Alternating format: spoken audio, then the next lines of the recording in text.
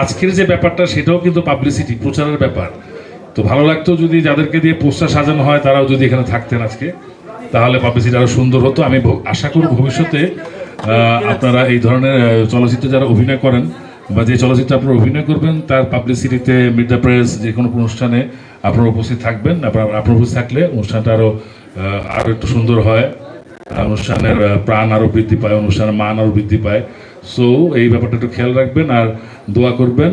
আমি আল্লাহর কাছে দোয়া চাই যে তসনদ সহকারে এই ঈদের রিলিজ যতগুলো ছবি হবে সবগুলো ছবি যাতে তাদের ব্যবসা সফল হয় এবং লগ্নিকৃত অর্থ যাতে লগ্নিকারক বা প্রযোজক ফেরত পান এবং যাতে ভবিষ্যতে আরও ছবিতে ইনভেস্ট করার তার আগ্রহ বাড়ে, যাতে করে আমার চলচ্চিত্র ভবিষ্যতে আরও দূর এগিয়ে যাবে। সো আপনাদের সবার সহযোগিতা কামনা করছি এবং দর্শকের জন্য দোয়া করবেন।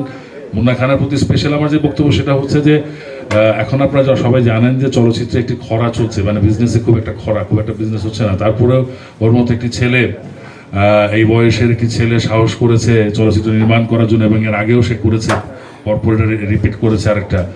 তো তার এই সাহসী পদক্ষেপের জন্য আমি তাকে ধন্যবাদ জানাই, তার প্রতি কৃতজ্ঞতা জানাই যে চলচ্চিত্রের এই সময় তিনি কাজ করে আমাদের বিভিন্ন শিল্পী এবং কলাকুশলীকে কাজ করার সুযোগ করে দিয়েছেন।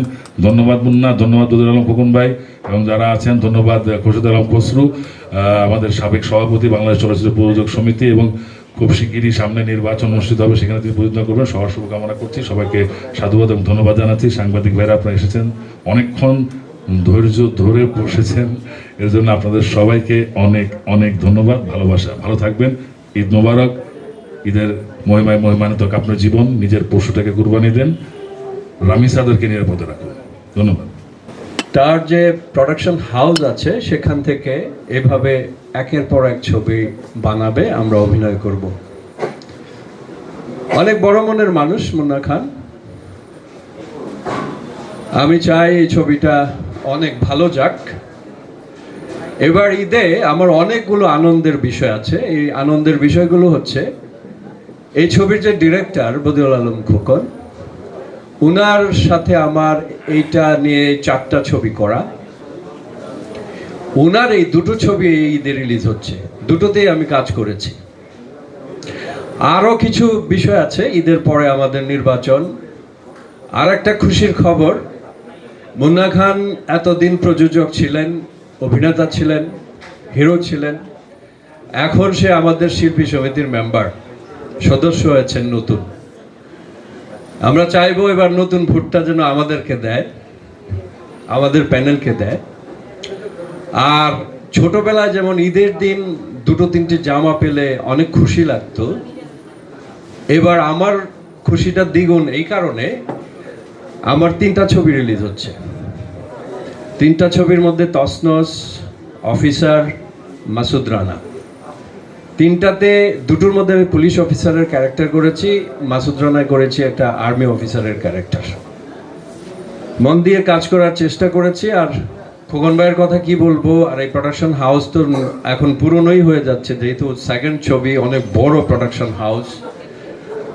আর খোকন ভাই একজন কুশলী ডিরেক্টর, ওনার টিমটা সাংঘাতিক রকমের, কোনো রকমের ল্যাকিংস থাকে না যখন কাজ করে। ওনার যেটার চাহিদা, একটা সিকোয়েন্সে যদি আপনার 10 টনি একটা ট্রাক মাল বোঝাই ট্রাক প্রয়োজন হয়, সেটাও উনি সেটে হাজির করেন, কোনো ছাড় নাই। আপনারা ছবি দেখলে বুঝবেন, তসনসে মুন্না খানের কিছু অ্যাকশন দৃশ্য করেছে, সেগুলো আপনারা দেখলেই বুঝবেন। তো আমার একটাই কথা, আপনারা ছবিটার জন্য দোয়া করবেন, ছবিটা যেন ভালো যায়, মুন্না খান মাল্টিমিডিয়া যেন আবার ছবি বানায়, আমরা যেন আবার কাজ করতে পারি। আর অগ্রিম ঈদের শুভেচ্ছা, ঈদ মোবারক। কথা বেশি বড় করছি না, আরও অনেকেই এখানে কথা বলবে, খসরু ভাই আছে, খসরু ভাই কথা বলবে।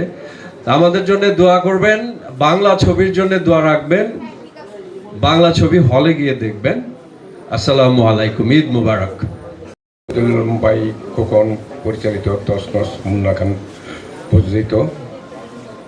আজকে আমরা এই ছবিটি নিয়ে খুব আশাবাদী যে এই টাইমের ভিতরে যে আমার যে প্রযোজক আছেন মুন্না খান, উনি এই ছবিটিতে যেই টাকা লগ্নি করেছেন এই সময় টাকা কেউ লুটনি করে না।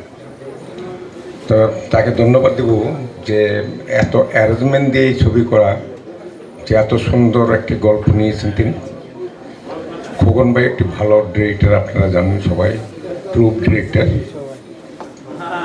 এই ছবিটি খুব ভালো লেগেছে, আমার কাছে খুব ভালো লেগেছে। আমি ছবিটি দেখেছি, আপনারা হয়তো দেখলে আপনারা বলবেন যে ভালো ছবি। এদের মধ্যে আমি বলবো যে এই ছবিটি আমার মনে হয় যে খুব ভালো যাবে এই ছবি। তারপরে যেরকম আমাদের প্রতিটি আর্টিস্ট যারা যার যার সেক্টর থেকে সে ভালো করার চেষ্টা করেছে, টেকনিশিয়ান যারা ছিল তারাও ভালো করার চেষ্টা করছে। আমার যতটুকু ক্ষমতা ছিল এই ছবিতে দিবার জন্য আমি চেষ্টা করেছি পুরোটাই দিবার জন্য। তো এই ছবিটি আপনারা হলে গিয়ে দেখবেন সবাই মিলে। তো এই ছবির জন্য আপনাদের কাছে দোয়া চাই এবং ছবিটি হলে গিয়ে সবাই দেখবেন, এটা বলে আমার বক্তব্য শেষ করছি। ধন্যবাদ।